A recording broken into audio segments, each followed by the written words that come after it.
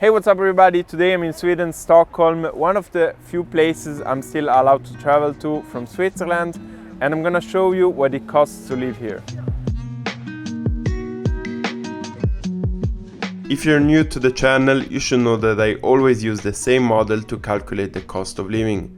In Sweden the currency is the Swedish krona, but I already converted everything to US dollars. And at the moment of recording this video, 100 crowns are $10.35. 975,000 people live in the municipality and approximately 1.6 million in the urban area. In Sweden they have no minimum wages. The average salary in Stockholm is about $2,750 per month. And this is the average salary of a waiter compared to other big cities.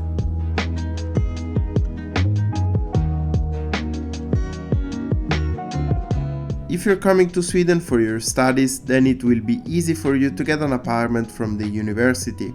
Otherwise, finding housing in Stockholm can be at times harder than landing a job. The problem is that Stockholm's population is growing at a much faster rate than the growth of real estate.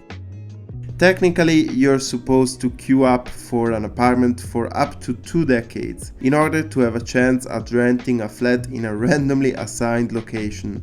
The advice I can give you is to start joining Facebook groups and other social media websites. There are no clear guidelines on how to acquire private accommodation in Stockholm, so this will require a good deal of personal research. The average price for a studio apartment in Stockholm, just outside the center, is about $1,500. This is how Stockholm's renting prices compare to other cities.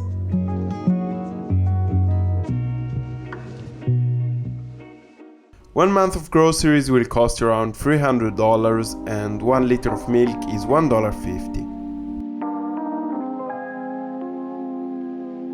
Tap water in Stockholm is of extremely high quality and tastes really good. It's always available in restaurants and coffee shops for free. Another thing I noticed is that they use mostly cashless payment methods. In some places they don't even accept cash. In fact, during my stay, I never withdrew money. A man's haircut will cost you $35. Each day in Stockholm, 700,000 trips are made using public transportation. It's an efficient way to move around. They have the subway, buses, trains and boats. Each ticket gives you access to the entire network, meaning you can use it on any mean of transportation and can be used in the whole city. The easiest way to get your ticket is to download the SL app. The monthly price to use public transportation in Stockholm is $106. You could also get a transport card and charge money on it and pay for each trip you make. A 24-hour travel card is about $17. And this is how public transportation prices compare to other cities.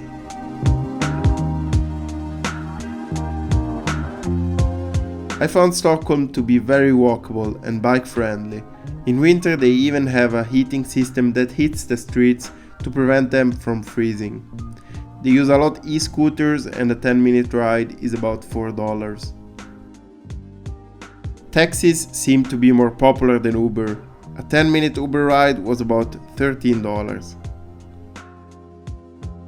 The standard of medical treatment in Sweden is high. The Swedish healthcare system is mainly government funded, meaning you pay directly for your taxes. Everyone is entitled to healthcare, even non-residents.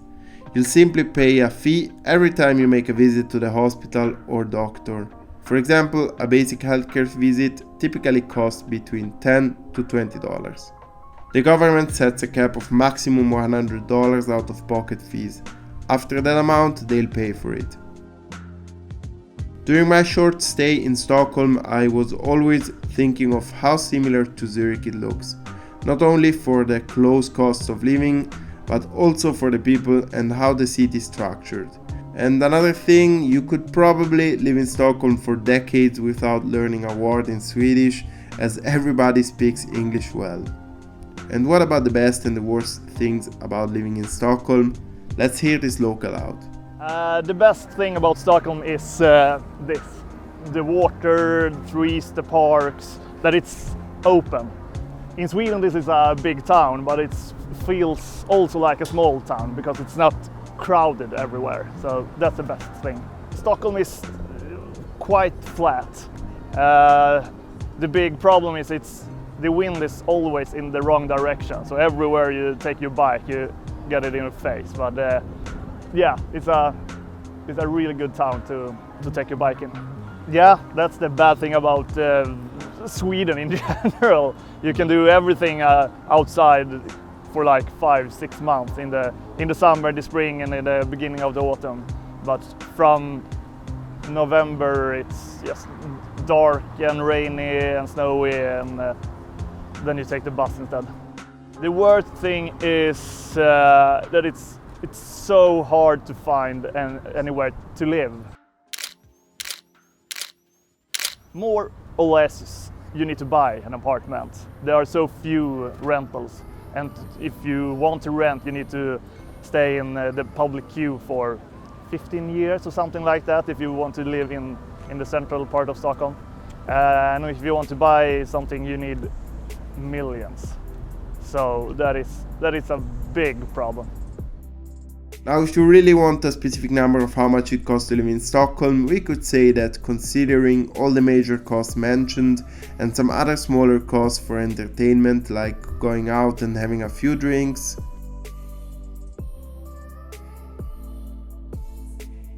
eating out, getting a few coffees at a bar, you need about $2,200 a month.